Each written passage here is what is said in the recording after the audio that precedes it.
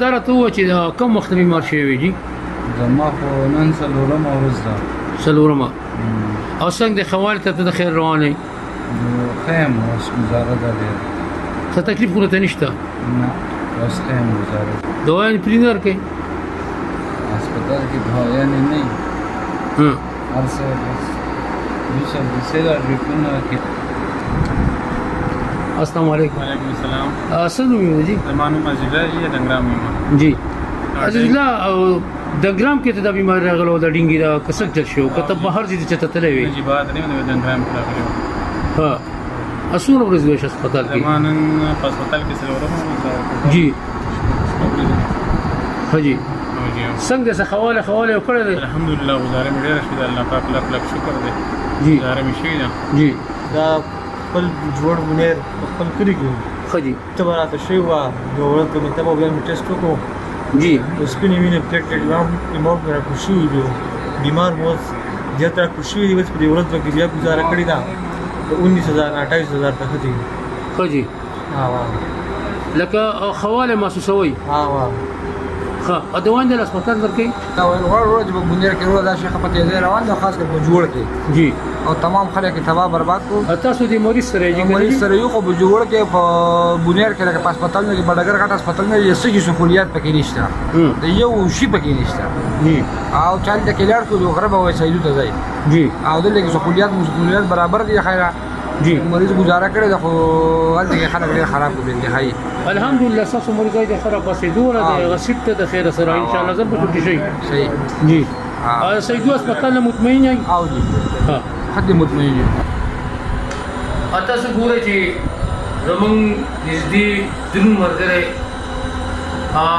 عوامي نیوز چیف ایگزیکټیو پیدا خان او د سوات د اخبار فروغ مشروم دی جی، هغه کم دا نوی د ډینګي بخار وبا چې بیا راوتې ده په تیزۍ سره روانه ده. په دې باندې ما په سیدو ګروپ اف ټیچینګ هاسپټل په مختلف واردونو کې پروګرام دا عوامو ته خپل طرفم پیغام ورکوم چې کله لمر پریوزي په دغه ټایم کې دا معاشره کېږي او دا په ګندزي کې زیات نه دا په سپینو بو کې د ټیرونو مېرونو دا ټول حساب کتاب یې کړو چې نور راخېږي په دغه ټایم کې.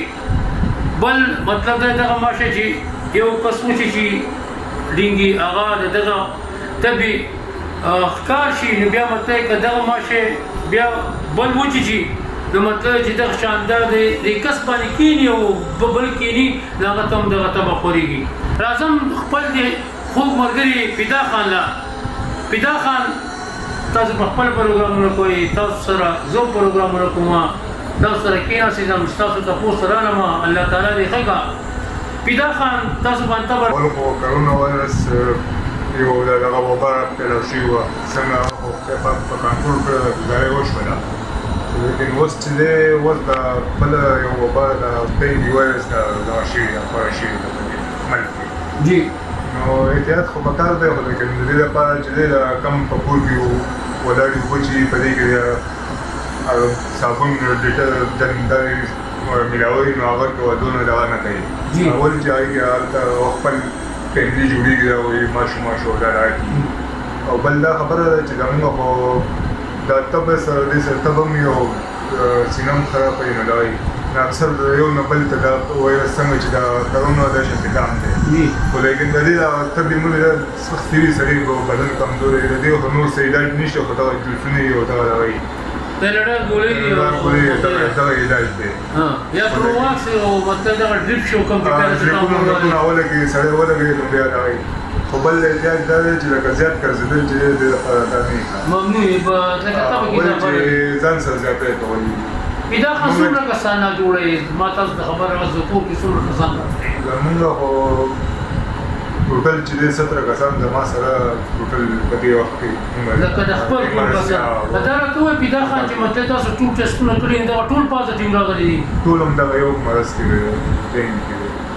نو بیا مطلب چې د حکومت څخه کسان دلته کې راغلي دي د علاقې ته یا سپری یا څه کړي که نه دي؟ نو په کار خو دا ده چې په دې څنګه چې دوی ته معلومات کېږي چې دا وایرس راغلی دی په دې ملک کې خورېدو ده، دوی نه فوراً مخکې چې په دې کورونو کې سپری کړی دی.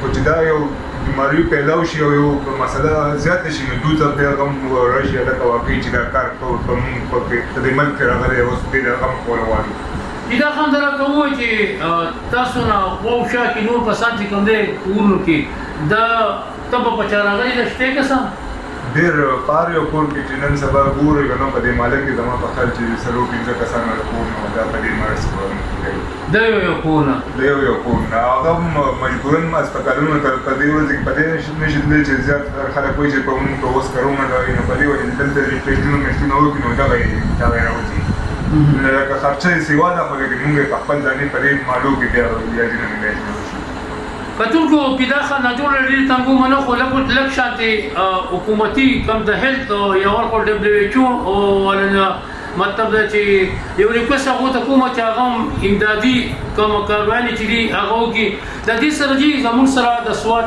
ډي ایچ او سلیم خان دویم چې د دې لپاره پانګامي توګه باندې ګامونه پورته کې د صوبای حکومت نه څونه چې کېدې شي د دې د مخنیوي لپاره پړ اصول کې د دې سره سره مقامي کم ادارې چې دي د هیلث سره هغه هم د دې لپاره ټیمان مقرر کړي د دې هغه لار وه چې په کم ایریا کې ده هغه ځایونو ته لاړ شي او مطلب دا ده چې هغې کې که سپرېګانې کار صحیح یو خو موږ د ډیزلو دا لوګۍ نو په دغې ساه خو موږ پوهېږو نه لکه چې اشته سړي له مارې خرابوي په دغې شي خو زه پوه نه شم د اوسه پورې چې دغه څه سیسټم دی خو چې داسې یو سپری چې په علاقه کې د دې مرض تعداد چې کوم څومره مریضان چې پراته چې کم خوشي